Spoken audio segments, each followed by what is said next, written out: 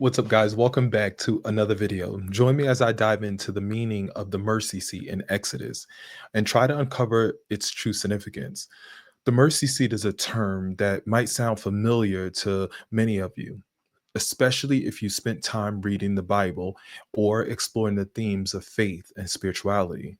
Guys, it's a concept that carries a lot of weight, especially when it comes to understanding God's relationship with humanity. That's what we're going to be diving into in Exodus chapter 37, verses 6 to 9. And without further ado, let's get started. Before we get started, let's have a prayer.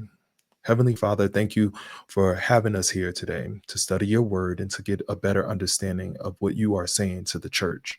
Father, I ask for you to let no demonic spirit come in our lives and in this study. Speak through my mouth to your people to give them the truth, Lord.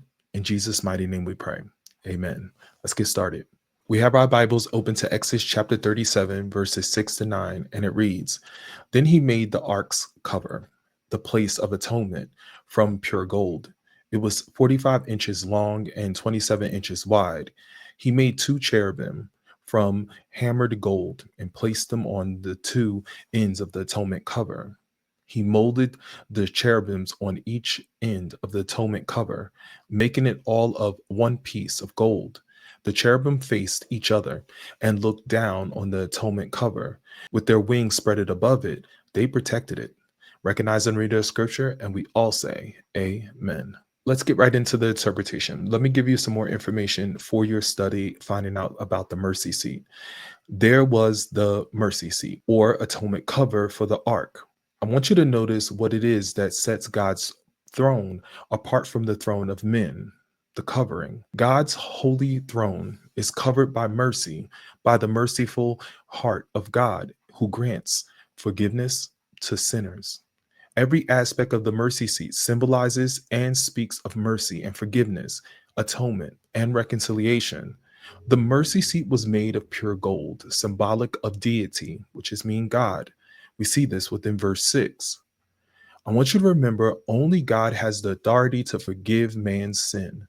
We know this because we see this in Mark chapter 2, verses 5 to 12. Let's take a look. In their faith, Jesus said to the paralyzed man, My child, your sins are forgiven. But some of the teachers of religious law who were sitting there thought to themselves, What is he saying? This is blasphemy.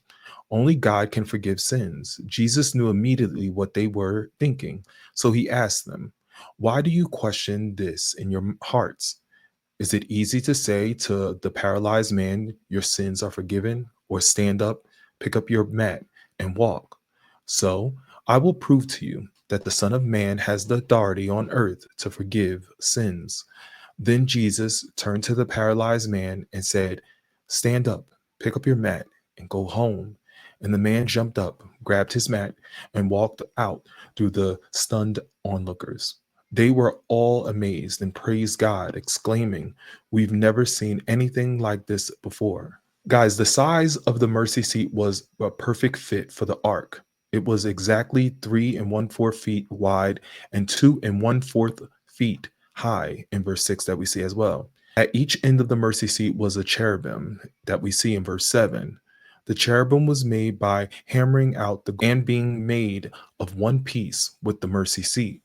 We see this in verse 8 as well. Now we see that their wings were made upward, overshadowing the mercy seat in verse 9 that we see.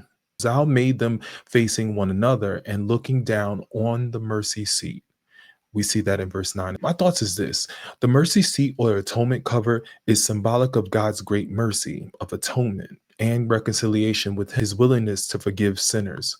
What impact does God's mercy seat have upon believers? Well, let's talk about that. One we know is that God's mercy causes us to repent, to turn away from the sin and towards God. Let's look at some scripture that support this. Joel chapter 2, verse 13. Don't tear your clothes in your grief, but tear your hearts instead. Return to the Lord your God, for he is merciful and compassionate, slow to get angry and filled with unfailing love. He is eager to relent and not punish. Number 2, God's mercy forgives our sins. Let's take a look at Micah chapter 7, verse 18. Where is another God like you, who pardons the guilt of the remnant, overlooking the sins of his special people? You will not stay angry with your people forever, because you delight in showing unfailing love. Number three, God's mercy saves us. Let's take a look at Titus chapter 3, verse 5. He saved us not because of the righteous things we have done, but because of his mercy. He washed away our sins, given us a new birth and a new life through the Holy Spirit. Number four, God's mercy saves us from being consumed by God's fierce judgment. Let's take a look at Lamentations chapter 3, verses 22 to 23. The faithful love of the Lord never ends, his mercies never cease. Great is his faithfulness, his mercies begins afresh each morning. Number five, God's mercy cannot be measured. Let's take a look at Psalms 108, verse 4. For your unfailing love is higher than the heavens, your faithfulness reaches to the clouds. And God's mercy will last forever. Let's take a look at Psalms 103, verse 17. But the love of the Lord remains forever with those who fear him. His salvation extends to the children's children. What do I see?